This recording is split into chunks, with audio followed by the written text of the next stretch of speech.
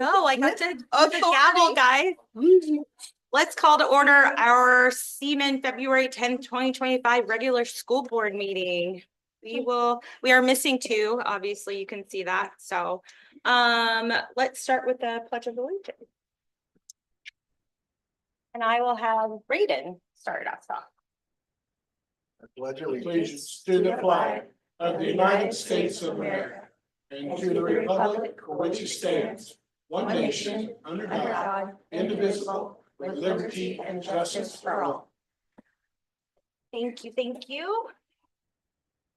Can I ask, can we like turn the air on, cooler? Yeah. It's really hot in here. Is it the spicy guacamole? I didn't even eat it. It might be the spicy guacamole. Thank you, I appreciate it. All right, so doing the same thing. Next up, we have public communications. Candace, do we have anybody? Nope, nobody signed up. Okay, we can skip that part. Just need an adoption of the agenda. Madam Vice President, I move we adopt the agenda. Second. Moved and seconded. All in favor, raise your hand, say aye. Aye. All opposed, same sign. Motion carries. Learning without limits. We have Ashley Womack and Rick Reinberg here to present on our social studies department. You guys want to come on up?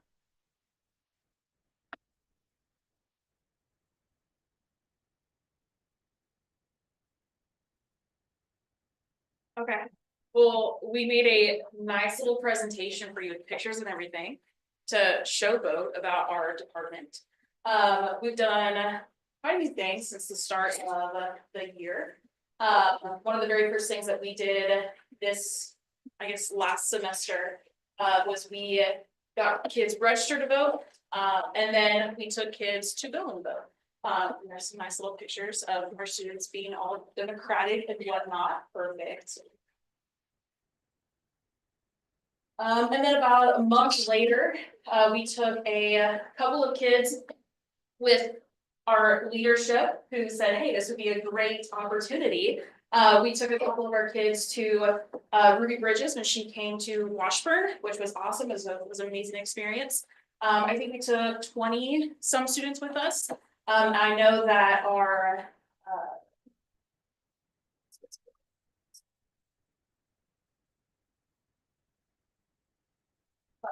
okay, well, Miss Spurlock leads a club, and her club the last, I think, 2 years has done the Ruby Bridges walk around our campus. And so on that same day, we then went and listened to her speak. And I think Lauren Kelly signed the official Ruby Bridges walk to school day or walk to school day in Kansas. So they also got to see that, which was awesome. Civics games. So we definitely try and get our kids involved in different academic competitions. Last year we took a group to the Kansas Civics games, which is basically like I don't know, social studies quiz bowl on steroids, maybe a little bit. And we won, which was pretty cool. The prize was each kid actually got $1,000 cash, so that was awesome. We have 2 teams competing this year. They let me bring 2 teams. Actually, Mr. McJordan just talked to one of our groups. There's a couple of different aspects to the games, and one of them is trying to solve an issue that has been identified in the community. So no spoilers, but you guys will have to wait and see what happens. Another competition that we take kids to, this would be Mr. Weirs is in charge of that. William Weirs is National History Day. We had 2 teams qualify for that this past summer, and they went to Washington, D.C. Neither team won at National History Day, but one of those teams with their project was able to get honored by, let's see, the Lowell Milken Center for Unsung Heroes. They won a special honorary award, and I think that got featured in the newspaper, so it's pretty cool. So. And then I think the last thing is our museum studies class, which the museum used to be housed here. But then a couple years ago, Nate McAllister brought it over to high school. And this is sort of the continuation of what he started a couple years ago. The kids, so proud of my kids the last couple of years who have put a lot of work and thought into each of these displays.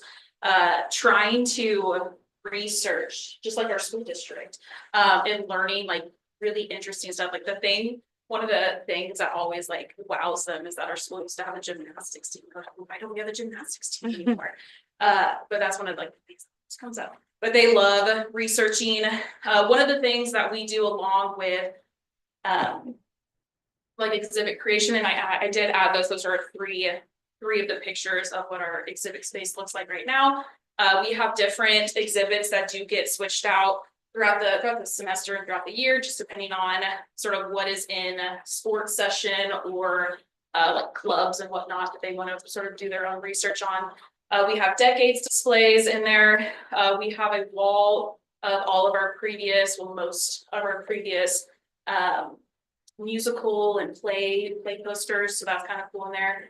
There's a bank display in there, sort of honoring that part of our history. But we also along with the displays, we also have a website that we've been slowly filling out. And I think the website is linked into our school's website. But I have a couple of students who, along with doing physical displays, they'll do digital displays. One of the things that they really took on last semester was the Veterans Project. I've been pushing students to try to take that on, and I had a couple students who decided that that's what they wanted to do. And so just this last semester over Veterans Day week, we had printed off, I say all, there was over 1,000 names, but I know that is not all of them from our school's history, over 100 years of history. But there was over 1,000 names on our wall throughout our schools, people who had served in the military who had graduated from senior high school. And so that's something that we're slowly trying to build out from year to year. We're trying to get more names on there even, because I know we don't have a lot of names. So trying to build that, trying to build our like digital online presence. And then our kids also have social media, which they like to say is like popping off. So they're also really proud. So. Ashley, when is the museum open? Ooh, okay. It is open a couple of times throughout the semester. We open during lunch periods. I don't have like specific dates, but we're open during lunch periods 3 times a semester. And then I try to get open during the fall. They're open during volleyball and 2 volleyball and a basketball game. And then in the winter, spring, they're open 2 basketball games. Oh, so let me know which ones. I'm at those. I'd like to come to you might as well come on. I would love that. Did you love Ruby Bridges? Some of us got We to got see her to see last her. year. Yeah, She was awesome. she was Just to be able to like tell her story, and that, like I think there were some kids that we brought that like didn't fully understand what she went through. Did she get to visit the Brown versus Board of Education site? Do you know if she went to see I that? don't know if she did. That would have been cool. Did she? Did she get to see that? That's cool. Because it was like the anniversary, right around Yeah. the anniversary of it. I think it was 40 years just recently. Yeah. Well, even when we went, it feels like so long ago, and it wasn't so long ago. So the kids who think we're ancient must have thought that was really a long time ago. Oh, that's very cool. Yes. Thank you. And we hear that you two are some award winner. Yay. So Ashley, you are the Kansas History Teacher of the Year. Yes. Yes. And Mr. Reinberg, you were named BFW's Smarts. Sure. Mayor. What? Mayor or Meyer? Mayor? Smart Mayor. I think it's Mayor. BFW Citizenship Education Teacher of the Year. That's awesome. We have some certificates. Yes, you have to take a picture if I have to take a picture. And we come hide over here. He's got a big day. Yeah, right. I wasn't quite ready for this. Ashley and Rick, congratulations and thank you so much. Great presentation. It's the voice.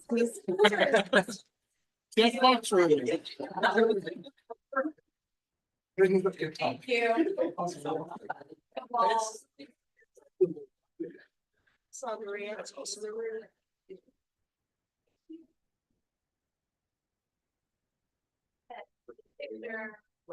I'm a shorty, so I'll just go in the middle. How about that? Yeah. Thank you. As board members, we don't want to be in any of the pictures. You take it in the middle. Establish that. Okay, moving on. Mr. Wilson, do you have any superintendent remarks for us tonight? Yeah, thank you, Ms. Weiler. I just want to quickly thank several aspects of our community from the day I started this. They've been so willing to give great input, but specifically in our partnership plan, we've had staff, administration, students, and a bunch of parents who have given such great feedback. We want to make it a regular thing in this district that we are connected to the people that we serve and continually getting feedback from them. And it's been so easy because they've been so willing and given such phenomenal feedback. We're going to share a lot of that feedback and some of the analysis from that with the board at their workshop. But I just really wanted to thank those groups for giving amazing feedback for us and hopefully continuing on to continue to give us feedback. So we're striking the right place, serving our students and our families in the community. Thank you, sir. We hope you feel better. Moving on to president remarks, and she's not here. So she likes to open it up to the board. So we will ask for any board remarks from anybody. Mr. McCall, no? No? Okay, well, I'll continue talking then. I wish Michelle was here because we went to the Advocacy and Equity Institute last week in Washington, DC. The conference was great. She, I think, had a really great time. It was a ton of information that we took in. I'm sorry, I don't have a slide presentation for you this go around. But we were able to get some federal updates on what's happening in DC at the moment, an overview of what's to come from President Trump. And then we had some really good speakers. None of them were really well known on that side, but we did have a surprise visit from Senator Bernie Sanders. Bill Cassidy, who is from Louisiana, he normally comes, but it's kind of a crazy time in DC at the moment. So we didn't really have a lot of interaction with any congressmen or anything like that. We did have our day on the Hill. We met with Derek Schmidt, and actually he met with us for 45 minutes. His aide was like kicking us out of his office because we could have kept talking for as long as we could, but he was fantastic. And then we weren't able to meet with Senators Moran or Marshall because they were super busy, but we did get to meet with their aides, and we kind of discussed how the things that we were advocating for, full funding, obviously, for both Title I and IDEA, and then anything else that we felt that we really wanted to talk about within our district. So it was a great trip. I wish she could give you more updates coming from a new perspective, but maybe she will share with you guys at a later time. So that is it. We will continue to move on. We need to approve the consent agenda. Make a motion that we approve the consent agenda as presented. Second. Okay, moved and second. Any discussion? Hearing none. All in favor, raise your hand and say aye. Aye. Aye. Opposed, same sign. Motion carries. Let's move on to discussion items. Mr. Jones. Summa cum laude. Criteria. All right. Thank you. Just wanted to cover the differences between last year or the current year and next year. So on that second sheet, I think you'll have, currently we have the 64 semester classes due to eight period schedule. So the new proposed will drop down to 56 to adjust to going to the 7 period schedule. The students will take fewer courses on the new schedule, reflecting the reduction of available periods. For the weighted course, currently, students can take 24 semesters, that is 12 classes out of the 32 16 classes of the available weighted courses and receive all A's, or they can take the 26 semester, 13 classes out of the available 32 or 16 and get a B. Proposed for next year, they will be able to achieve SUMA by taking at least 11 classes of the weighted courses, receive all A's, or they can take 12 classes and have 2 semesters of B in weighted courses. The impact, the total number of required weighted courses has been reduced in proportion to the overall schedule change. But with the proposed requirement, students will have more weighted course options. So there's 3 new classes that they will have more options. So was the proposed changes aligned with the summa cum laude requirements with the new 7-period schedule while maintaining high academic standards. By structuring the criteria to ensure rigor, equity, and academic excellence, we continue to honor our high achieving of students. The overall impact of this change is, the reduction of total course requirements. The weighted course requirement has been adjusted. Excuse me. And the general structure and rigor remain intact. So make sure that no students are penalized with this change. So it'll become effective immediately, but with the amount of courses and they've been able to take, we do not see anybody having to struggle to make that period. And if we do have some cases, we'll deal with that on a case-by-case basis. Is there a reason why it's so complicated? Why we just don't go with a weighted GPA? Or I know you're new Yes. and this is your first time probably going through this, but I'm like, why is it so complicated? I think the complication lies in with the ensuring that it's meaningful, that those students that have earned it have truly earned it, not just just take classes and it's not handing out like candy. Yeah. So Is there a reason it has to be AP and not college? because those are the fully weighted courses.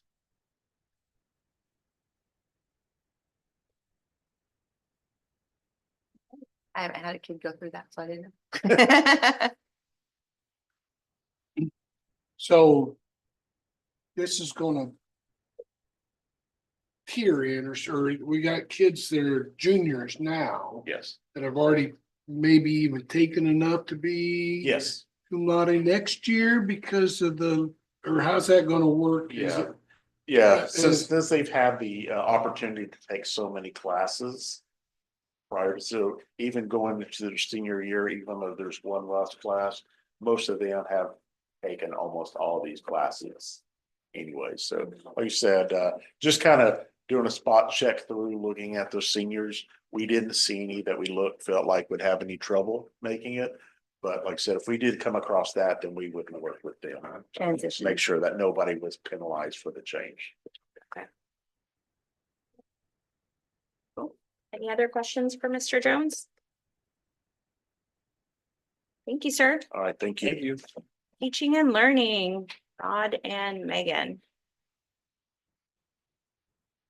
Good evening. Hello. Well, it is February, and February, as we know, is our spring parent-teacher conference month. So I wanted to just address that with you this evening, but more so through the lens of individual plans of study. Because especially at the secondary buildings for our February parent-teacher conferences, that's the opportunity for students to do their individual plan of study presentation along with their parents. And when we talk about individual plans of study, what that really means is a couple of things. It's the opportunity to have conversations about their career discovery, like their college and career options, their skill development towards those particular goals, and some of the lessons and things that they have been doing in their buildings to support them on their personalized, individualized path. So it's a really neat opportunity for our educators, our parents, and our students to all engage in those collaborative conversations. On that note, I also wanted to loop in on page 2, the item about the 8th grade Washburn Tech visit, because this directly aligns to individual plans of study as well. We are bringing back the opportunity for all of our 8th grade students to engage in a visit to Washburn Tech. So that's going to be taking place early March. They'll get a tour of the facilities, see some of the different technical schools and fields that they could potentially enroll in when they become juniors, and just to really get them started thinking about those future college and career opportunities. So we're really excited to partner with Washburn Tech and bring that opportunity to our 8th grade students. Any questions for me? I love that. Yeah, I do too. me too. I'm very excited. Thanks, Megan. All right, well, good evening. For my part of the report tonight, I want to talk to you about a couple of things. The first one is our work that we do with Washburn University. We do a lot of pre-service teachers work. They come out and they do their practicums in our classrooms. And our goal is we want to get more pre-service teachers in. Something that Washburn has done for several years, we haven't had much participation as a district in the past, and it's something I'm really working on trying to build, is sending some of our staff to do teacher panels with their pre-service teachers. They've got a class that they do in the fall, and then they do it again in the spring. They bring in teachers from all the area districts, principals from the area district to come in and speak to students, answer questions, things like that. Usually we've had maybe 1 or 2 a year at the most. So far this year, we've had 3 people go. Kristen Anderson from North Fairview, Brad Jones from Seaman High School, and Morgan Semino from Seaman High School. And the really cool thing is I've talked to these people as they've come back. It's exciting. It's great for pre-service teachers to see our district, see our staff, have them talk about our school district, but it's also good for our staff to go out and do that too, because they get an opportunity. It's really rewarding for them. And I know that they're excited about doing that. So that's something that we want to continue to build on, as well as bringing in pre-service teachers. We're in the process right now of placing pre-service teachers in our district. And that usually it began last week.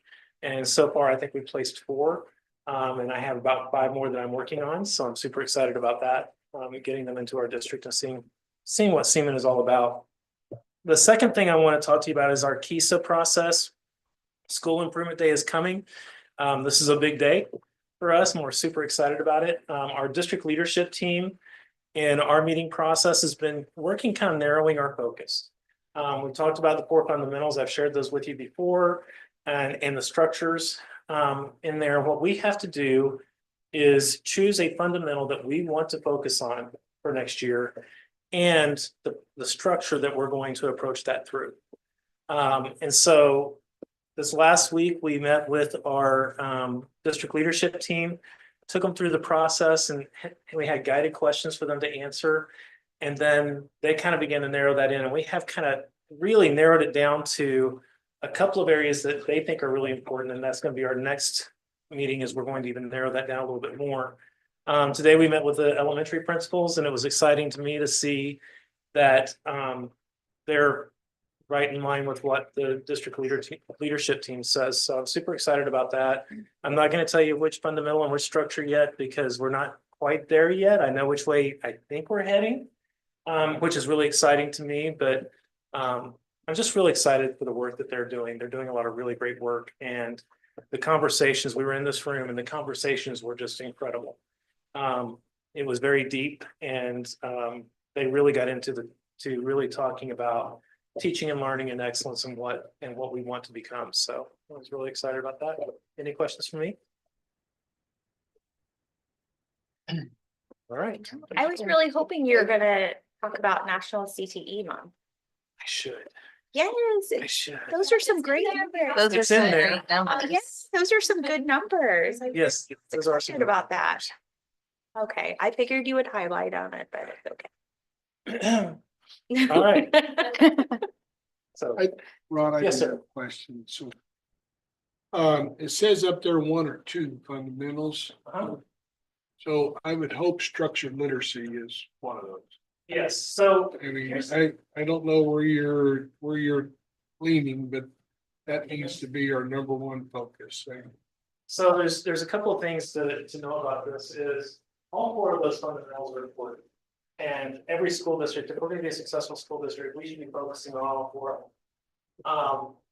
What the plan is what our goal is to focus on one in particular that we feel is the weakest area for our district. We do have a very strong plan for structured literacy to move forward. And ensuring that all of our teachers are trained in letters training. And everything by the time we get to that process. So that's going to be very important. I don't know if that's the one we're going to choose yet for the PISA process, but it is something that we are going to be.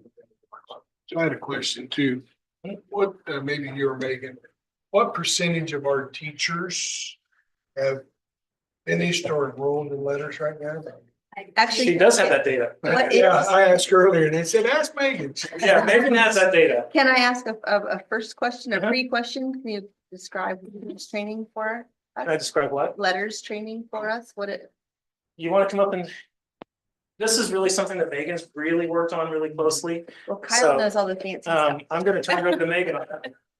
And I would need to crunch numbers for you. And first, letters is language essentials training. So essentially it's training on the reading fundamental and comprehension skills to create successful readers. So it essentially is, teaching and training all the components of structured literacy. And that's why we do have that requirement that by our beginning 2028, we are looking to have the letters training completion or having teachers pass a exam that shows that they have knowledge in the science of reading on any elementary and other qualifying teachers licensures. So that's, definitely where we're going and why we said structured literacy is on our radar and definitely a priority. So Megan, on that, so you touched on it, but as the teachers' licenses come due in 2028, July 1, 2028. they have a micro credential or another credential, they structured literacy is, they have to have that to be able to teach. So it's like an extra layer of like a continuing ed sort Yeah, of thing? yeah, And yeah. KSDE still paying for letters training? Yes, Yes. so they are providing that training. They had the last virtual cohort that started, in fact, this January. And then they are providing the opportunity based on district size to train a certain number of district personnel that we submit to become letters facilitators. So that's what we have opted for. We have 3 of our elementary instructional coaches and our early childhood instructional coaches that will be trained this summer to be letters facilitators. And so we're going to be starting internal smaller cohort groups to ensure that every teacher has the opportunity to get that training and meet that licensure requirement. But as of right now, or as of the beginning of this school year, we had 21 employees that had completed letters training fully, 17 staff that were completing their second year this year. So that's 38 that would be done. And then we had 22 that began this year. So we're climbing up higher. Now, I would say that was as of the fall. And then we had a much higher number to that started the cohort this year. And that's on a separate document that I didn't pull up. But I would say approximately maybe 20 to 30 teachers who are on that. And so those are everyone who are jumping in on those virtual cohorts. And like we said, starting next year, we'll be starting internal training as well. So roughly percentage wise? Percentage wise, and some of those are secondary teachers who opted to take letters. So those numbers of those who started training earlier are not just our elementary. So right now, I would say, given our number of elementary staff, we're maybe at 20% or so on the way, but we have a plan to get to the 100% by the time that they need it on their licensure. So we are moving, and that's completed. That doesn't include in progress. Right. So, yeah. Thank you. Yeah, you're welcome. Thank you. All right. Very good questions. Anything else for teaching and learning? Okay. No. Thank you, Rod. Rod, if you were up for credit waiver request. Yes, ma'am, we received a 21 credit graduation request for a student. And that one is in your board packet. I have reviewed that with the administrative team. And I would recommend approval for that one based on the information that was provided to me. But that one's just for discussion. Any questions for Rod? All right. Thank you, sir. Thank you, guys. Ms. Deidre, Special Services Report.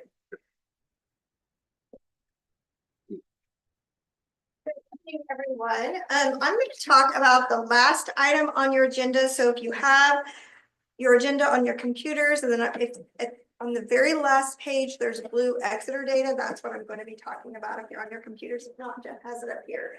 I have never, ever stood before you and talked about indicator 14.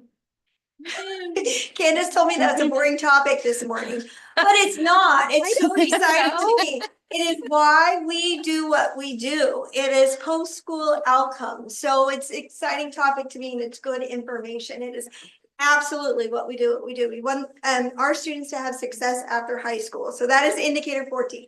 So I would like to talk to you briefly about it. You haven't heard about it probably because I don't know if this is weird language, but it's not really a dingable indicator. It's a results indicator. That means we can't be punished for, and when I say punished, they take some money away if we're not compliant or something for this indicator. Not a compliance. Yes, it's not a compliance indicator. I say dingable because that's what everybody says. Are we gonna get dinged for that? Anyway, it's percent of youth who are no longer in secondary school who had IEPs when they graduated. And they had to be in effect the time they graduated. So there's a couple of different things that I'd like to talk to you about this. So Andy Ewing at the State Department is in charge of indicator 14. So he called me up a couple weeks ago and said, hey, you got really good data. Can you come talk to Casey about it next week? So I said, sure. So I was on a panel to talk to Casey about it, which is Kansas Association of Special Education Administrators. We had a meeting in Wichita last week. So if you look at number one, display one in the top left-hand corner, that is we had 44 students that we had to call the summer of 2024. And those students were students that graduated a year earlier. So May 2023 graduates. So it's a system within KSDE that we have to put all this information in. And we have to call or email each of those graduates. So we had 44. It used to be maybe 5 years ago, everybody used a call center. That's just what we did. We used a call center and we got no data because people don't answer calls from a call center. And so we got absolutely no data. So the state encouraged us to call ourselves. And I was a little bit slow getting on board because it's in the middle of the summer and you call and it's just not one phone call. You don't get anybody and then they have to call you. But it seems like it's a little work, but it's quite a bit of work. Anyway, I asked a couple teachers from the high school, hey guys, I'll give you some extra duty pay if you make these phone calls. And they're like, sure, we'll make the phone calls. And it really worked out well for us. As you can see, we had 44 there. We completed 32 interviews. We got 72% of results, which is big results right now for the state of Kansas, a 72% result rate. So anyway, so then we got hold of those 32 people and we go through a questionnaire of what are you doing now, that sort of a thing. So if you look on display number 3, we have measurement A, B, and C. So measurement A is percent of youth enrolled in higher education within 1 year of leaving school. So we call, are you in college? Either has to be a 2-year college or a 4-year college. Yes or no? And then there's some questions about that. We're not going to worry about those questions. So of the 32, we had 8 of them. These students that had IEPs when they graduated in 23, 8 of them were in college. Okay. So then we go down to B. B is measurement A. So it's those 8 plus percent of youth competitively employed within 1 year of leaving high school. So there's a scale for competitive. We have to have worked so many hours a week. I can't remember honestly what it is. And you have to have at least minimum wage. So then that added 11 more people to it. Am I right on my math? Yes, so that added 11 more people to it. Then measurement C is B plus the percent of youth enrolled in any type of post-secondary education. So there are your certifications. If you're going to a vocational school or something like that, so that added certification to it. So we get pretty good data for that. We're not quite, if you see C is a no. But we were so very close. Our target was 68%, our percent was 65% of those students. So anyway, that is pretty good data for us and pretty good data from the State Department. Our goal though is, which is, it's tricky because you're looking at kids that are a year out. So what do we do with our kids now? How do we ensure that we can get a hold of our kids, first of all, because that's really important. So we've already talked about that. It's like, let's collect their phone numbers before they leave and keep it on a spreadsheet. They probably will likely have those phone numbers.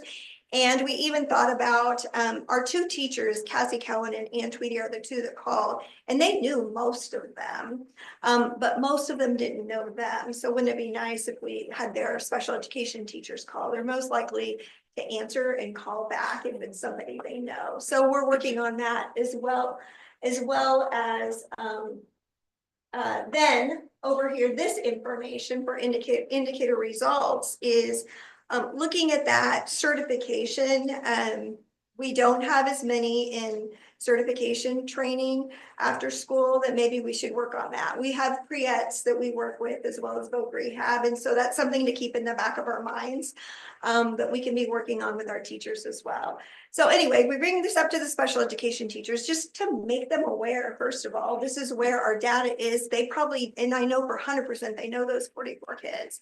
And it's a really good success rate, but let's talk about the kids now that we have in school so that we can continue with that success rate. So anyway, it's a good indicator. I enjoy talking about it. I enjoy talking about it to the folks in the state. We gave the state feedback as well. It'd be nice if it was due in May while everybody's on duty. And sometimes we have connections. Kids get, oh, I know where that kid is, that sort of a thing. Cassie even said she knew a couple of our students were working at Walmart. So she just went down to Walmart and caught him and said, hey, you're not answering my phone calls. I want you to answer these questions. And so she caught them when they were getting off work from Walmart. So anyway, good information for us. It's where it's, where it's at, why we do what we do. And we'll move forward with plans to close the gap to get everybody called, as well as to make sure people are engaged once they graduate. You guys have any questions about that or anything else within my report? The only question I would have is, even if the state didn't change the date, could you not ask, or is it specific to a date? You are exactly right. I forgot about, someone asked that very question. And Andy said, well, I guess you could probably call them before, because we have the questions. Yes. It's just entering them into the system. Enter it. Yeah, so he did say that, and I forgot. Is it due in August? Is that when it's due? I can't remember. August 1st, Yeah. I believe, something like that. When you're super busy. In July. And so we have to, that's when they say the window opens, but someone did ask that, you're right, and we can collect that data. They just don't have the system up and running to plug it all in. So, But if you did it over the summer, you could just keep it and then enter it when it right, when it we did opens. in May. Yeah. It's crazy busy in May, but I think we would get better results because I think we can make some connections and all the teachers get engaged in college. Well, having to work on the report that this gets submitted to, that is really good data. I have to admit, and kudos to you for highlighting Seaman at the Casey Winter Conference. That's awesome. Yeah, thank you. Deidre. So is this something you've done past years? Is this? This was our third year of So- doing it. Yeah, Well, the data is on here. If you scroll down, it's a little bit confusing to me because there's a skip of a year as well, but the data is in here. We've gotten a little bit better each year. One year they did it at the high school and then you don't get anybody and then they have to call you back, but you're not at the high school when they call you back. And so then they said, I'm just going to use our cell phone numbers and use their cell phone. And I hate for them to do that, but you get better results in regards to that, but yeah. Well, it's good data collection, and I didn't find it boring. I thought it'd be more numbers. That was wonder.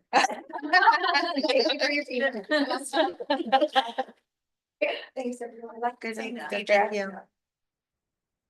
I don't know which MN. I assume it's Megan. Marty, or welcome. Marty says no. Good. Right, I get the pleasure of sharing with you our middle of the year student achievement data report. So before we jump into the data, I wanted to pause and just take a moment on this particular slide.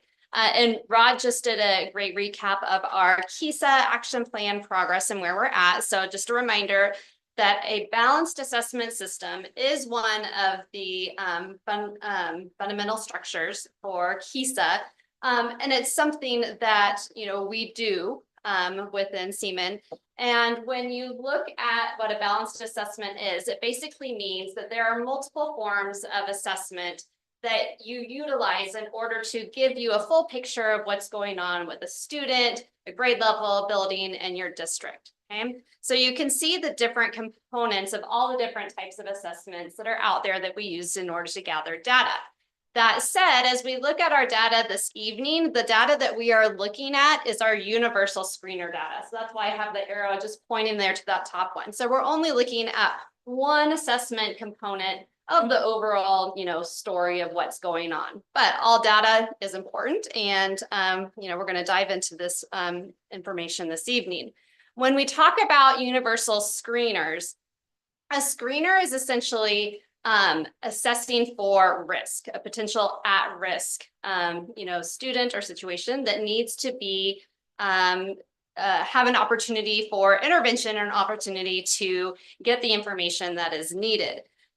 So it still is a opportunity for students to learn. So a student is essentially still learning, but maybe not at the speed or level that we would want. So like if you're looking at a graph and this is, you know, from point A to point B where we'd want a student to be, a student is still maybe gaining underneath that, just not as quickly as we would want. And that's what a screener is doing it for us.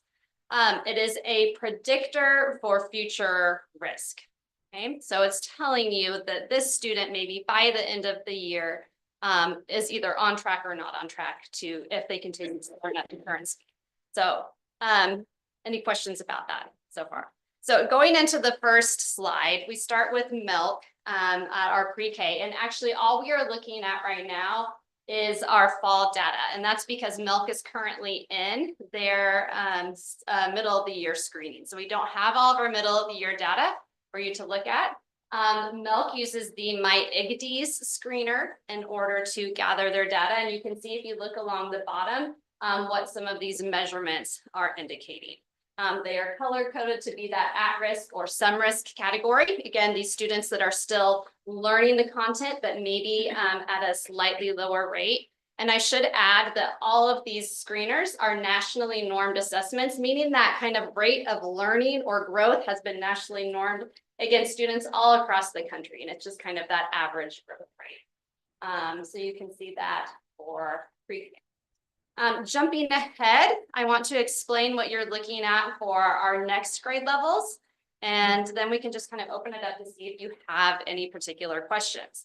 So for each grade level, I've included a couple pieces of data. First, when you're looking at these, on the left is our reading data, on the right is our math data for every grade level.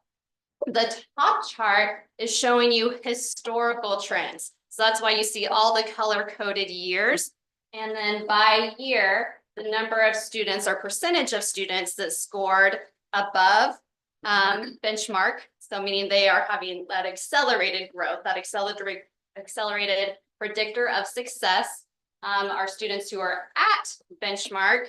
And then your students who are maybe showing that potential at-risk factor that if we don't intervene or do something differently, they aren't going to be on track, you know, by the end of the year. So that's what it means when you look at below or well below when it has benchmark scores.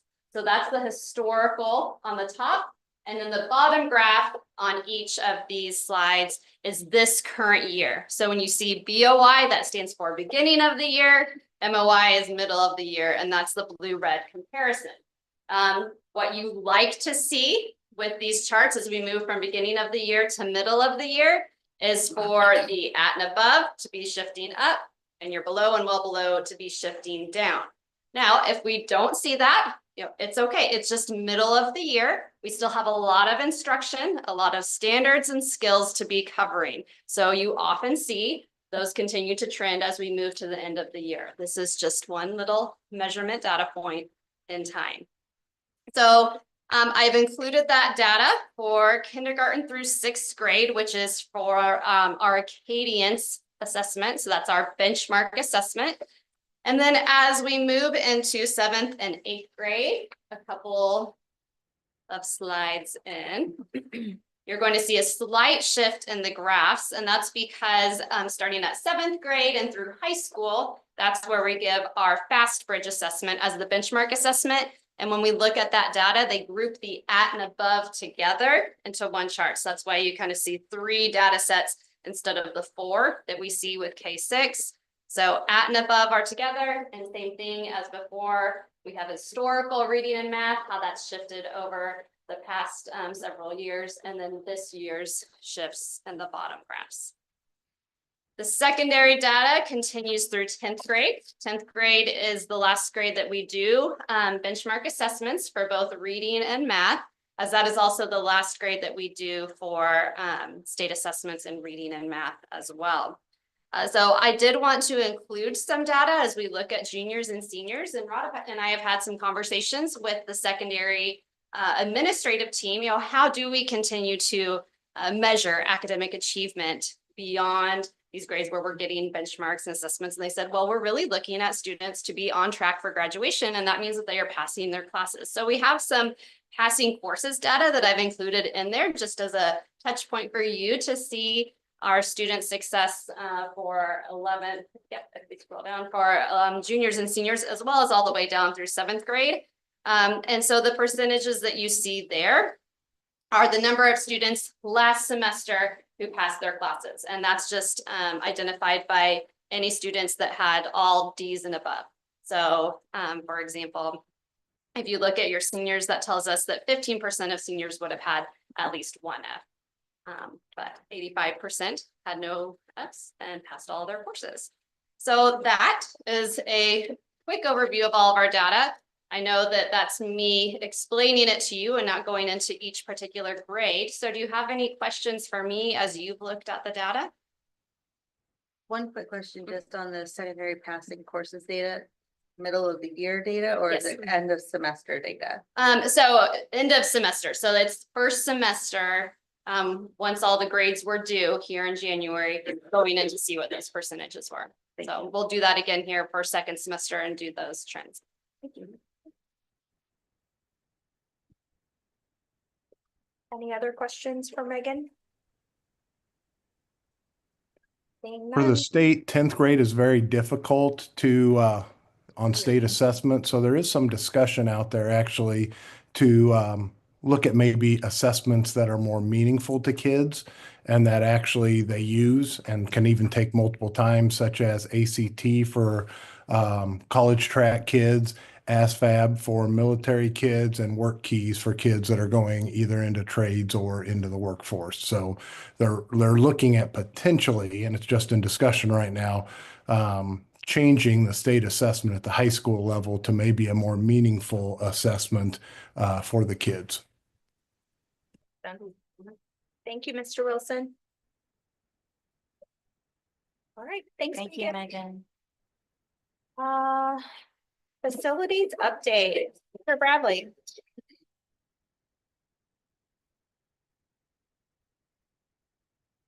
Hello, everyone. Hello. So this one's for you, Kyle.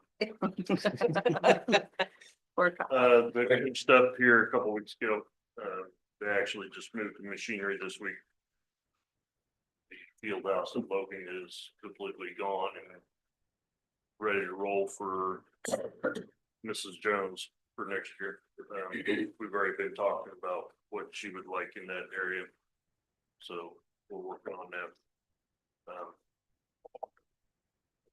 I did find a plate that you were talking about last time. It's sitting in the shop in front of my door now. So, Okay.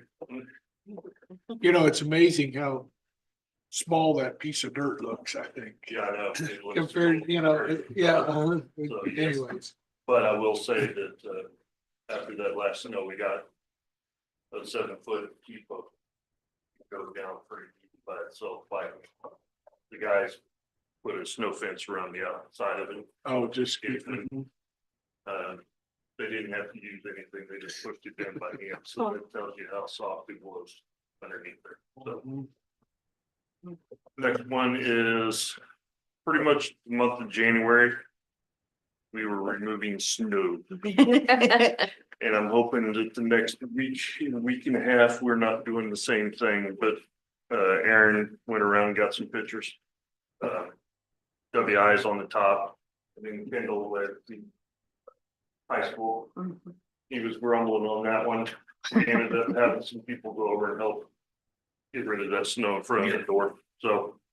And then me and Bobcat trying to remove some of the snow to make sure that we had room for all the cars coming in and out, so. Why does your staff have shovels and you have a bobcat? He's a good guy. It's a hierarchy. That is the question of the hour. He did. Bobcat. I did bobcat. So yeah, we've got everything set up and ready to roll for the starting as of tomorrow. We've got, hopefully with us getting the plows on the trucks, sand in the back of the trucks, then it'll just go north or south of us, but I don't see that happen. So, Well, we hope you didn't jinx yourself, by saying that, but hopefully you'll be ready to go. ready to roll. Well, we appreciate you and your staff, especially after those 14 to 18 inches and so. So one last one I want to bring to you guys is the softball. Yeah. We started the dugouts. I think, I seen a picture that Ruta had sent out on the softball site.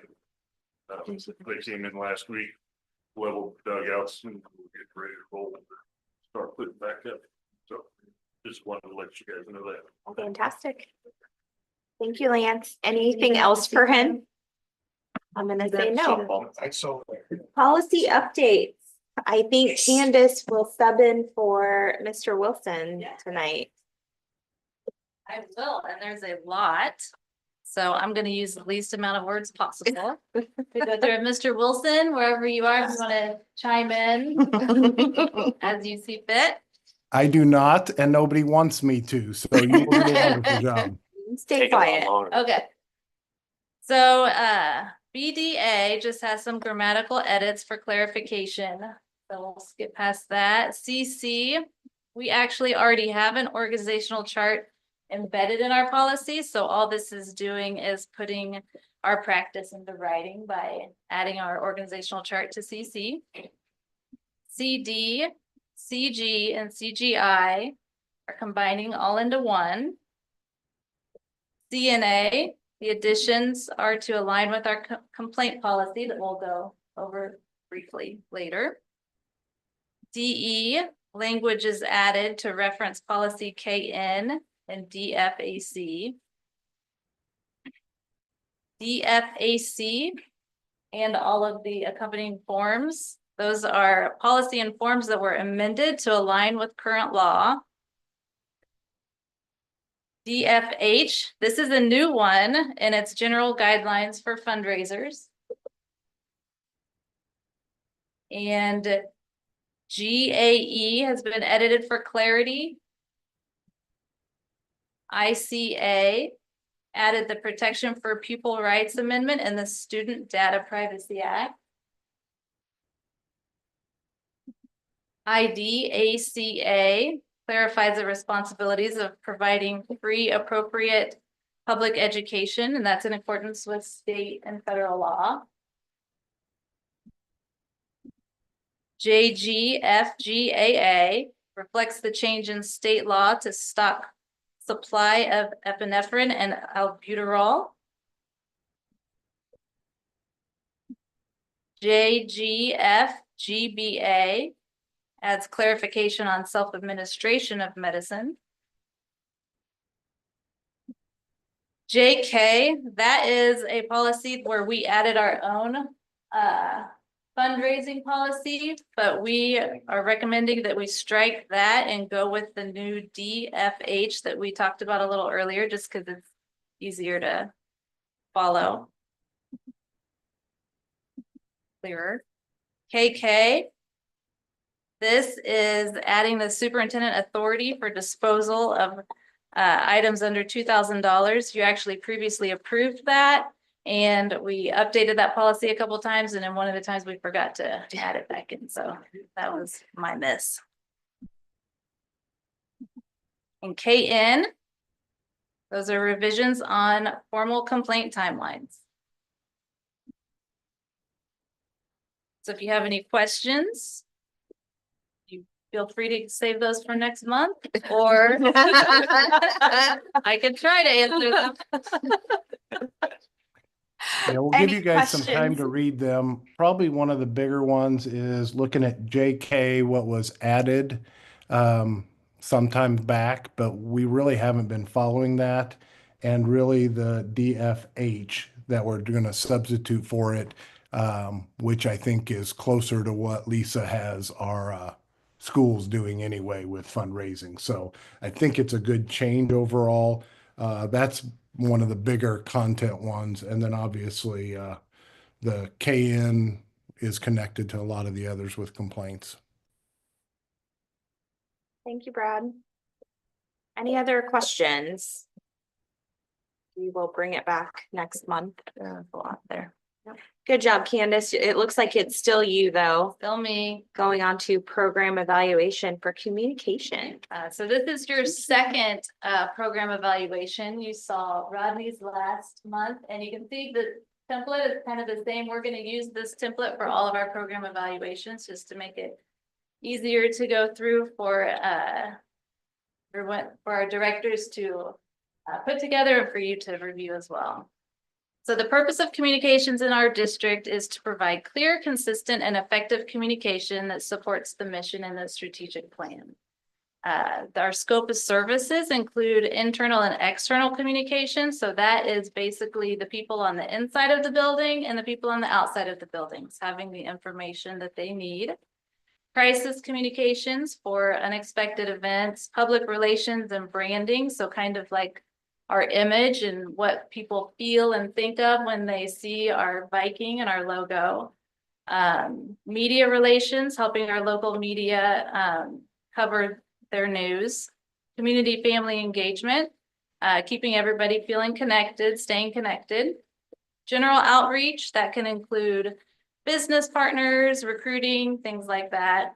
Digital presence, that is our website and social media.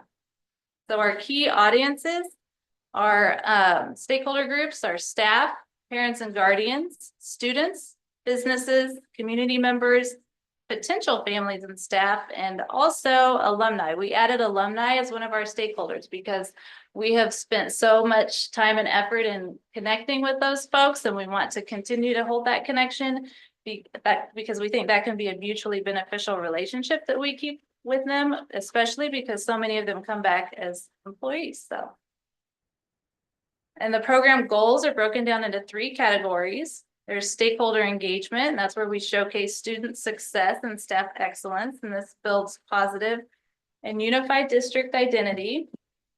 And unanticipated communication, that can be anything from crisis to snow days to buses are running late, whatever we aren't kind of the unplanned.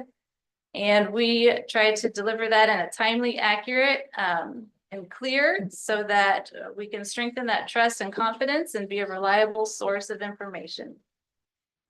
Strategic communications, that's ensuring that communication supports the district mission. And we do that by facilitating internal coordination and ensuring consistency across programs. So I kind of see that as connecting our work to our mission, just making sure that we keep that big picture view.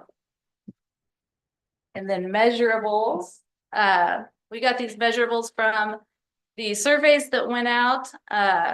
Really, you can measure communication in just about any aspect of those surveys, but we took the big picture measure. I keep saying we, it's me. It makes me feel better to say we, I guess. The survey. So one of the questions was the satisfaction level for district communications, and as you can see, the staff and parents, the needs improvement sits at about a single digit percentage. I'd love to see that lower, but not terrible. Meets expectations, like to move some of those meets expectations up into the exceeds expectations, but that's what we're looking like there. And then our action steps, developing a data-driven budget plan. So focusing on identifying key expenditure categories and engagement metrics. So one of the ways we've done that, we sent out the e-communicator. That's our monthly e-newsletter. Used to be built that through HTML, sent it out. Now we're using SMORE.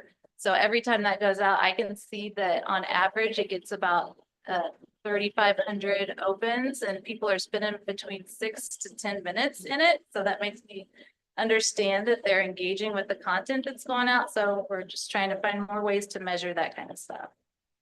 And then always emphasizing cost effectiveness. So I've got that at beginning implementation, and then revising the annual report. We brought the annual report to you at the last board workshop last year, and asked what you wanted to see from that, and how you could make that more beneficial and useful. And so we've made some changes to it, and it's now more in an updated format that is more aligned to our guiding principles and strategic goals. And it also highlights our progress as a district. And so it's also written in a way that better tells our story. And we're really excited to share that with you at the board workshop. So that is in continuing implementation because it's technically started, but can't wait to show that off to you guys. And then supporting the USD 345 partnership plan, as Mr. Wilson mentioned, we are wrapping that up as far as the analysis piece. So next, kind of putting that into action. And so I'll be working a lot with that and promoting the shared responsibility for student success. That is in the beginning of implementation as well. So that is communications program evaluation. Have any questions? Thank you for all that you do. There's some days that you're probably working like well into the night, and we appreciate you. Well, thank you very much.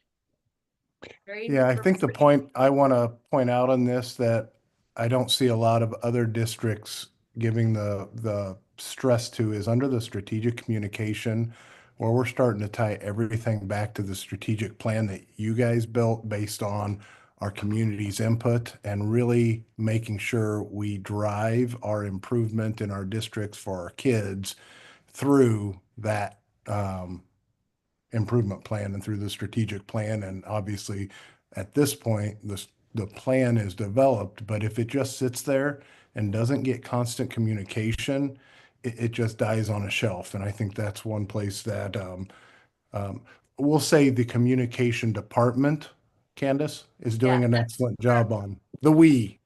We are very excited. We just, like Mr. Wilson said, we've got some really neat things that are just right on the bubble, like the partnership plan he's talking about and the annual report. So got some really cool things that we're ready to just give life to. We can't wait to see them then. Anything else for Miss Candace? She has one more board docs upgrade. Take it away. Okay, so I put a note in for your guys' notes last week, I think, with a sample site for you to review, because it is the end of board docs as we know it.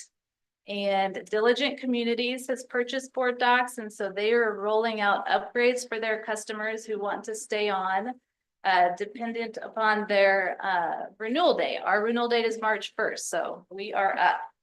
And as I've noted, we are currently paying an annual fee of $2,700 for board docs. It's been kind of that same price for many, many years. And so with this new platform, it's got a lot of extra features, and it's going to be $5,000 annually. And since we're an existing customer, they will complete the migration process for us at no additional cost. Teresa and I met with Diligent a couple times, and we feel like it's the best option for us and gives us some really neat benefits that are, or features, I'm sorry, that we don't currently have. That we're excited to see how they can work and go towards our strategic goal of transparency and accountability and all that kind of thing. So, but since this board meeting is your meeting, we wanted to make sure you guys had an opportunity to talk about the platform that you want and make sure you guys felt comfortable with it and if you had any questions. One of the cool things, they're going to, in the migration, if we go with Diligent, they will run both side by side for a while so that you can stay comfortable with it and go back to the original if you need to. Yeah. So what other options are there? We looked at really several. We even looked at kind of housing our own. There's a couple districts that do it themselves, but it's a little bit, I feel a little more difficult to navigate around. We looked at board books, which is a KASB one. It's a little bit more expensive. And then if I'm understanding correctly, I believe you have to purchase, because we do our board meetings and our board policy book. And so I believe board books was a separate add-on to add the policy book to it. So it would have been a little bit more expensive. And then there were a couple others that I looked at just to see from what other schools are using. And I was pretty impressed with Diligent. I thought it was easy to maneuver through. I actually like it much better than what we use now. That calendar is Yeah, pretty that was cool. really You nice. can easily go jump to meetings. So question, Kim. So you need to start March 1st, which is like 2 weeks away? We need to tell them by March Okay. 1st, yeah, and then they'll do all the implementation or integration for us or transferring everything. They'll move that all to us, and then the board book, the online board book will actually take a little bit more time because the format that they need it in, we have to convert what we currently have into their format. But we're kind of excited about that because now we can go through kind of one by one and say, are we following this policy? Do we need to like refresh our principals and admin on this while we're here? Just kind of give us the opportunity to look at all the policies as we're moving them over. So you need to tell them by March 1st. Does that mean, because we won't, this is just a discussion item. We're not taking action until next Well, meeting. I It's was kind of- $5,000. You don't technically need action, but because you guys use it, Candace wanted to make sure you guys saw it and had some input. And yeah, if I there were wanted any to, objections. yeah. She's not asking permission. Yeah. But I mean, if you guys say no, then I'll know. But if you guys say, oh, I think half of us were getting ready to make a motion to just go. So since we don't have to. Yeah, All good. Anything in there? Yeah, that's true. I think you're good. I do think It it's a looks lot nicer than what we've got, so. and I do like that it's gonna be going side by side, so we'll have some time to. Say that. Yeah. That was good. That was enough for me. Oh, that is not great on change. Awesome. So.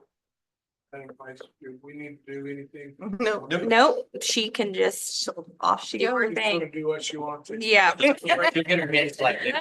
That's straight.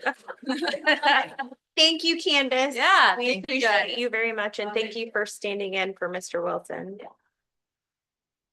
Okay, on to action items, 25-26 school fees. Mr. Rod.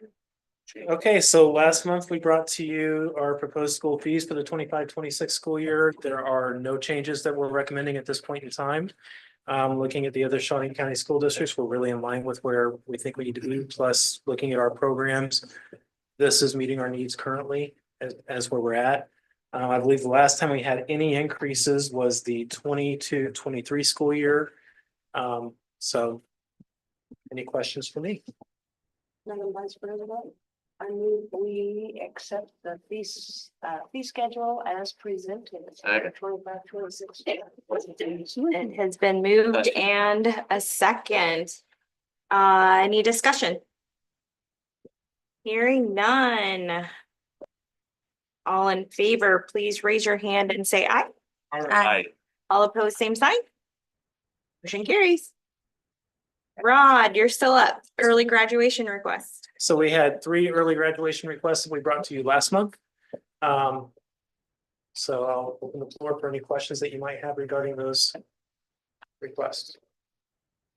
It has been put in your ear that we're getting these a lot earlier, right? Like, Yes. yes, okay. Actually, I believe if you look back at your board briefs probably 3 or 4 weeks ago, we had a note in there about our plan for next year.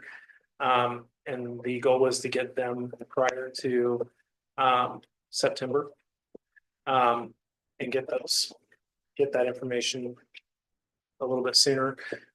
There are circumstances that they come up with a 21 credit graduation request that will happen throughout the year. And we know that we're trying to get the early graduation request sooner. No offense to Brad, our board briefs have been fairly lengthy lately. There's a lot of information. A lot. Yes, Mr. Kyle. So when do you need to know this by? We had the one earlier that you presented. Is that okay next month? Yes, Okay, these are for action though, so. right. Just need a motion. I make a motion to accept the early graduation requests as presented. Second. Dang it. Donna is on fire. It has been moved and seconded. All in favor, raise your hand and say aye. Aye. Opposed, same sign. Motion carried. Sorry, Miss guys. Deidre. Make it work. There's Believe it already. The next one is probably you. Hello again. Hello. Last month I brought you a curriculum adoption for our secondary special education teachers. Do you have any questions regarding those? I just loved how you got super excited about it. It was We are very excited about it. I think it's great for the teachers. Yeah, It's absolutely. a resource. Madam Vice President, I make a motion that we accept the curriculum quotes as presented. Second. moved and seconded. Any other discussion? And because it's good for the teachers, it's good for the students. Correct. Right. Yes, I will thank add you that for to that. That's a Yes. great, that's a great. Yes, absolutely. We should come back. All right, all in favor, raise your hand and state aye. Aye. Pose same sign. Motion carried. We got Skyward, Lisa and Marty. Last month we came to you guys next too. You would be, or allow us to move from our current software, which is e-finance through Power School, and move into Skyward, which is a more universal in the state of Kansas for taxes, capers, all sorts of things that are encompassed. We have reached out to them, talked with them several times about that last year that we would try to wiggle out of the fee based on contract and what they were offering us versus what they originally told a few years ago. Marty has an update on that for you guys. Deanna Kolbachek, which is Vice President of the West Central Region for Power School, flew in from Chicago to meet with us. Wow. And Fancy. I think she understands that we are unhappy with their product. I don't think there's any question about that. And she's not been with the company as long as we have had Power School, so she couldn't answer a lot of questions. I would go back to, I know that Donna last month asked the question, what would we be able to do with the money? She guaranteed that we would be able to use it on a new product. And to be very frank with you guys, I told them I didn't know that I wanted to use a product that was new of theirs. So she was going to escalate that to someone above her to see whether or not there would be something that could be done. If we are able to get this approved, you're probably looking at either April 1st or July 1st, 2026 go live date with Skyward. So a little over a year from now. And our contract with e-finance expires, I think, May 14th, 2028. So she recognized that there were probably about 2 years there that she said that she would work on getting us some kind of a deal. And I got an email from her this morning that said that she had escalated that and had not got a response yet. So it is what it is. I don't have a tremendous amount of confidence that we'll be able to buy something new from them. But my hope was that we could just apply that money towards one of the other products that we use. I don't have a great deal of confidence that that's going to happen. Just to be fair and transparent with you guys. There is the difference in the 2 years. There is part of that we would still have to have it anyway for taxes. At the very And- least until January 1st of 2027. for So tax it's not purposes. quite the 2 years that we would not be using it, because again, for audit sake, for building the budget, and W-2 season, we would have to have access to it anyway, so it really comes down to about a year. A year and a half, maybe 18 months. That we would not potentially need it at all. And you think that they won't be able to apply it to our other? I don't think they're Services? willing to. Oh. I think that they will most likely, unless I'm surprised, and I'm happy to be surprised, but I think that they're going to say the letter of the contract says this, and they'll be willing to use it on a new product, but not necessarily just use it for like the student information system. Right. And apply it there. I don't know. But then we'd be the only school district in the state of Kansas on that product, again, without the support Correct. and the links to our And I will state. say that she said that had it been her that came out to us and sold on that, she would not have recommended that we take the product. Because she didn't think that it had been developed enough in terms of compliance for the state of Kansas. Unfortunately, to her point, she wasn't there and wasn't the person that was talked to at that time. Those folks don't work for Power School, And our previous directors don't. right? Which doesn't help. Marty, with that being said, how's our other power schools? It's, I mean, it's, The student information system's fine. Okay. There's no issues with that. And the part of what they call United Administration works adequately. I think it's okay. I think that what we will probably see if you guys were to approve Skyward is that as those other contracts expire, we'll probably transition to Skyward based platforms or components of it.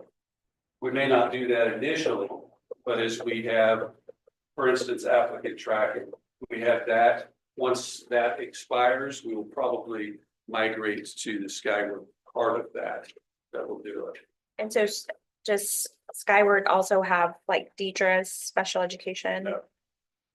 That would that's be a Power different. School specific Okay. program. But it is closer to what the student information system is, than it is the business finance and human resources part. Okay. so I'm assuming too that it integrates with the Department of Ed's as they're trying to get more stuff automatically The integrated. reports with Skyward should be in compliance and compatible with everything.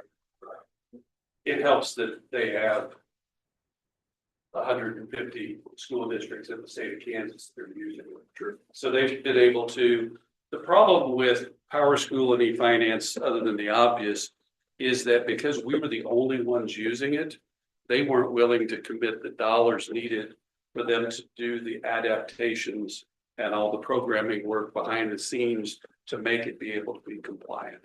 And I understand they're a for-profit and they're not going to spend any extra money on it that they don't have to. Skyward, on the other hand, has enough districts.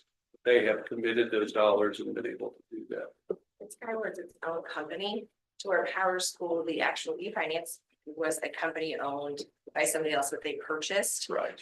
So our school's getting into buying things that they didn't make, so they're not as knowledgeable about the products, and they're not making it to where they cross each other the information over. To where Skyward, it is Skyward, that's it. They build it, they maintain it, they have a relationship with Greenbush, they have the Wichita training.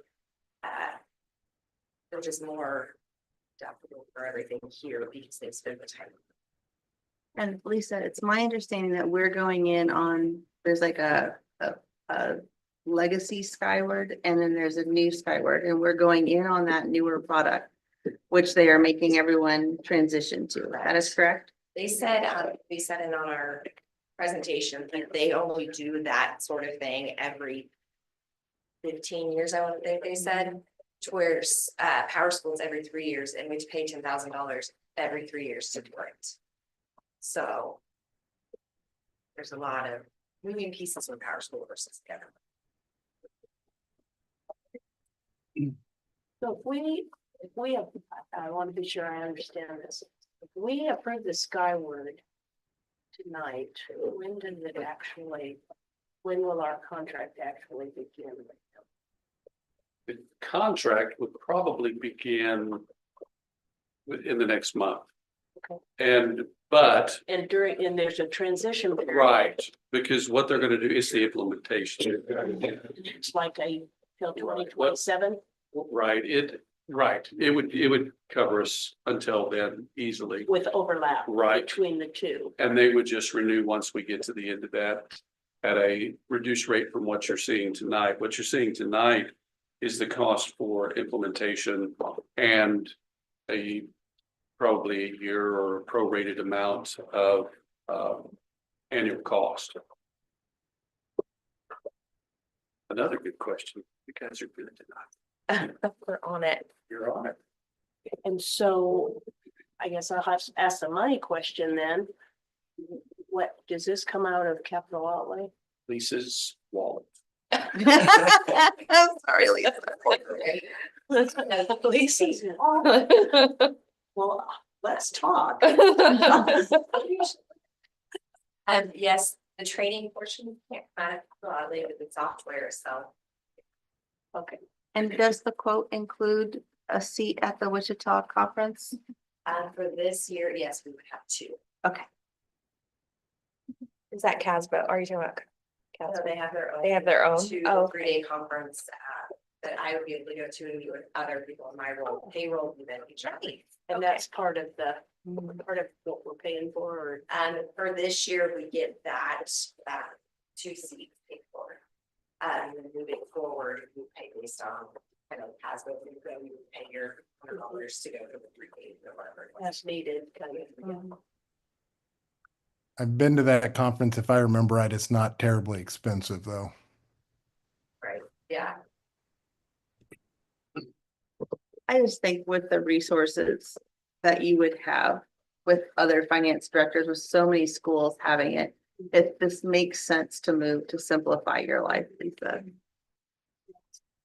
knowing that you'll have a few headaches with the transition, Absolutely. but not as much as you Few had. bumps in the road, Yeah. but the nice thing is I can pick up the phone, because everybody's doing the transition right now, similar into their new one. From the old to the other, and everybody's experiencing some of those headaches while we're doing that as well, so. So coming from a business where we went through the same thing with the patchwork software and they wouldn't support it because we were the only one in Kansas, and it's well worth Yes. the effort. It's really is. I think so too, and knowing the headache that Lisa went through last year with e-finance and the W-2 issue and all of that, I think this is great. So any more questions or discussion? Need a motion. Madam Vice President, I make a motion to approve the Skyward Finance and HR's program as presented. Second. Moved and seconded. Any more discussion? Hearing none. All in favor, raise your hand and say aye. Aye. Aye. Opposed, same sign. Motion carried. Congratulations. Thank you, everybody. We appreciate it. The gals will be so excited tomorrow. Many more long nights in front of. And it looks like we have Marty for a couple more. Yeah, you guys drew the short straw. That's what I would say. We like you. You probably have wondered to yourself why we always talk about wanting to carry over a certain amount in capital outlay from year to year. What I'm about to talk to you about is a prime example of that. Even though, and Braden and Chris get to sit in and be bored to death with me and Lance when we talk about long-range facility planning. One of the things with capital outlay, and the reason we like to carry that over is for things like this. As you noticed when you walked in, there is a out of order sign on the elevator. Unfortunately, the control systems in the elevator are so antiquated, they can't be repaired because there aren't parts that are any longer made. So we're having to replace the entire control system to have it operational and ADA compliant. And that will end up costing $164,662. Current lead time for the equipment is 8 to 12 weeks. So we are recommending approval of the bid from MEI not to exceed $164,662. Any questions? I have a question not regarding the bid, but about what we're doing right now for accessibility for folks who might need it. We call Lance and he carries people up. I love that. But we carry it. That's amazing. Yeah, we are going down to meet people at the front door. Very figured. Yeah, it's not ideal right now. Right, it's just important that people have the availability to meet with our people when they need it. Absolutely. Madam Vice President, I'll make a motion that we approve the bid from MEI on the SEC elevator. I will second. Moved and seconded. Any more discussion? All in favor, raise your hand and say aye. Aye. Opposed, same sign. Motion carried. HVAC. All right. Now, we originally for fiscal year 26, we had planned on an estimate of 1.2 million for replacing what's called our Four Seasons HVAC units. What we're doing is we're going to propose doing 4 units this year at a cost of $325,083. That would leave us with roughly $670,000 worth of work to update the SHS HVAC units for next year.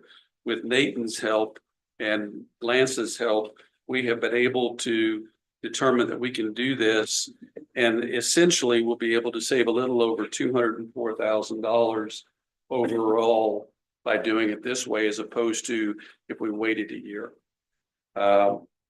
This will allow us to do 3 units, plus we would ask that you add the wrestling room on. So we're recommending approval of the bid from Train with the wrestling room add-on not to exceed $325,083. Any questions? It's a lot of numbers you threw out there, Marty. It was. And the wrestling room was not pre-planned for, is that why it's called? No, these units would have been on for next year. Okay. But what we discovered was, especially in conjunction with another item that is later, or actually the next one, it will allow us the opportunity to go ahead and get these started at a lower price. We're able to save some money this way. You know, it's kind of the idea, sometimes if you buy in volume, you can get a better deal. And that's the situation here by doing these 2 projects. And then as we go forward to next year, what we'll have left will still be less by a considerable amount. So we end up saving about $250,000 overall.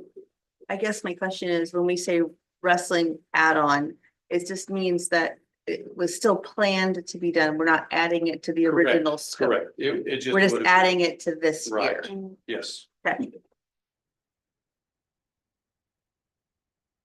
I like saving money. So I would, Madam Vice President, make a motion that we approve the bid as presented by Train. Second. Moved and seconded. Any other discussion? Hearing none. All in favor, raise your hand, say aye. Aye. Opposed, same sign. Motion carried. One more, Mr. Neinstead. But you guys really are lucky. You get me all this time. It's exhausting. We had, as part of our long-range facility plan, we had budgeted for HVAC controls to be replaced at SHS for $575,000 this year. That was the amount that HTK had come up for us. We have been able to receive a bid again, in part in conjunction with some of the other work from Train Controls to do that work for $301,450. So we are recommending for the approval of the Train Controls bid not to exceed $301,450. Any questions? I still like spending money. Spending money, saving money. I actually like I spending bet you money do like as well. spending money. But Lisa did that earlier, so we're gonna save money now. That's right. Okay. So, Madam Vice President, I move that we accept the HVAC controller bid as presented. Second. Moved and seconded. Assuming no more discussion, all in favor, raise your hand and say aye. Aye. Opposed, same sign. Motion carried. Thank you, Marty. Marty, Yes. Marty. They already saw the rooftops on there. So if appropriate now, do you want to Sure. explain why we pulled that, or if it's not appropriate, or a good explanation now? Because I know it just happened. We can send that in the Friday notes if that works better. No, we can do it now. That's Okay. happy to do that. We had two separate bids for roofs, West Indianola and Seaman High School. And at 4:45, one of the contractors contacted us with concerns that they thought the one getting the bid for the high school had not fulfilled all the specifications. We had checked with HTK and our architects on that, and they felt like it was fine, but we wanted to make certain before we make a commitment, because that one is about a $1.1 million cost. So before we do that, we wanted to vet it. Now, we have gotten information since then, but we haven't been able to completely look at it. So that the roofs can be done at the March board meeting and we can still get on the schedule. The HVAC stuff are things that the lead time is about 12 weeks for us to get those units, sometimes 16 weeks. So for us to get that done by August 1st, we should be, and the two companies involved should know that they can plan on us having work for them. And you guys will just be able to take a look at that and then potentially approve it at the March board meeting. Thank you, Marty. You bet. Thank you, Marty. All right, friends, super excited about this last one. We get to select negotiations team. So Michelle and I have been on negotiations for the last 3 years. We would like to come off that committee if possible. I do feel that it is a great learning experience for board members to go through. What Marty and Lisa have to do during negotiations time.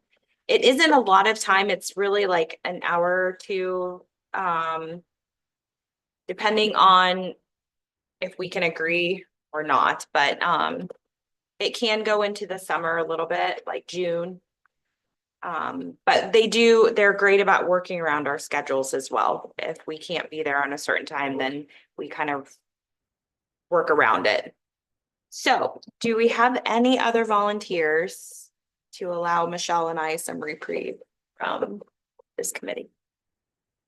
Brayden, I love you. Thank you. Need one more. If not, Michelle's going because I'm here today. She's not. So. I think there's a training that you have to take online, Marty, right? It doesn't take very long. 45 minutes. Yeah, roughly that you have to do. Before you sit at the table, but it is very interesting. Go through. Donna and Brayden. Lovely Miss Donna, thank you. We appreciate you. We also feel that since they have two new leaders, I think stepping up and replacing Liz, it would be also good for Michelle and I to step back with two new people coming in. So Yes, I would ask this though, just because. Braden being a teacher, me being a teacher. Is that okay? Yeah, I was a teacher. Now, there are probably a lot of former students that wouldn't say I was a very good teacher, but no, it actually gives you some insight. that's what And I was think it's thinking. helpful. I really do. I think it's beneficial because you have a perspective that they will throw out. And quite frankly, sometimes you may hear them have a perspective that as a former teacher, you'll be like, well, I'm not sure that I completely agree with that. Yeah, that's fine. I'll do it. We appreciate you very much. So, do I have to do anything with that? I don't know. You'll make a motion for those two to be our representatives, and Donna and Braden, thank you. And we're trying to move, we want to pay our staff as the highest we can. So I don't see any conflict of interest. What you two are doing are touching base with the board to make sure that our negotiations are in line with the will of the board. But I think we have made it a point in our strategic plan for recruiting and retention, so I don't see any issues with it. I'll go ahead and make a motion to allow Braden and Donna to be on the negotiations team for this upcoming year. Second. Moved and seconded. I don't think we have any more discussion. All in favor, raise your hand and say aye. Aye. Opposed, same sign. Motion carried. We are at executive session. I have to read this long thing, right, Candace? Yep. I make a motion to go into executive session to discuss confidential employee information pursuant to the exception relating to personnel matters of non-elected personnel, and the open meeting will resume in the boardroom no later than. We will go with, was that 7:54? Just to be different. Says no later than, and I invite Marty and Brad into the meeting. The voice of Brad. I need a second. Second. All in favor, say aye. Aye. Opposed, same sign. Motion carried.